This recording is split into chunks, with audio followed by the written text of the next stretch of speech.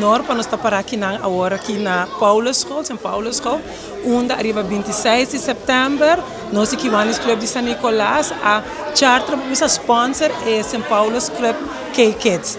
Nós estamos muito orgulhosos de ter grupo de 38 muchachos que avisa que não quer step it up para virar líder para o futuro e que está em serviço de nossa comunidade. É maior não a noite para ajudar para sign up, mas também para nos sacar board members não que também está responsável para exercer a função durante a Kiwanistic aqui.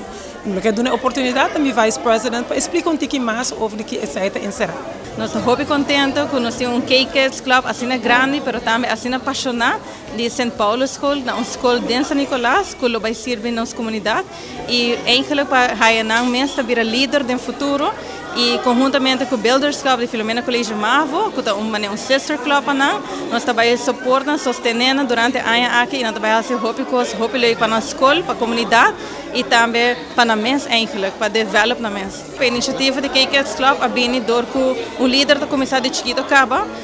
Nós reparamos que nós mesmos jovens mais jovens e muito de nossa comunidade eigenlijk e vooral de San Nicolás para querer de na mesa de Chiquito Caba para virar líder no futuro. Então, para o motivo é nós reparamos nós temos muito sucesso com o Builders Club de Filomena Colégio Mavo. Então, nós pensamos nós temos que seguir e vir com o K-Kids Club de San Nicolás para muito na mesa. Eu estou sumamente contente e orgulhoso. Nós em 5 anos a guarda. 5 anos passar, show a net, a Bini, passou é um maior de nossa escola e é quer comecei aqui não, se quer de São Paulo School. Pero me quer Deus o tempo está perfeito e hoje depois de 5 anos a tocar nós para abrir Kids Club de Kiwanis.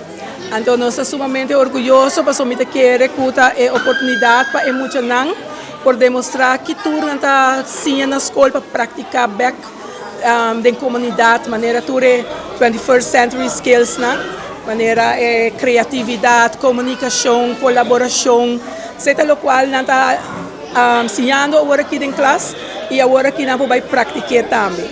Me estou mais contente com minha award elegi para estar presidente de Kiwanis Kids Club.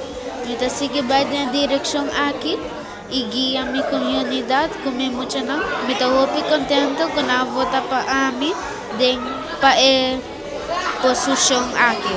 Mas é danke. Eu estou em Paulo School. Então, eu aguardo promessa na com informação sobre que também tem Kiwanis Kids Club.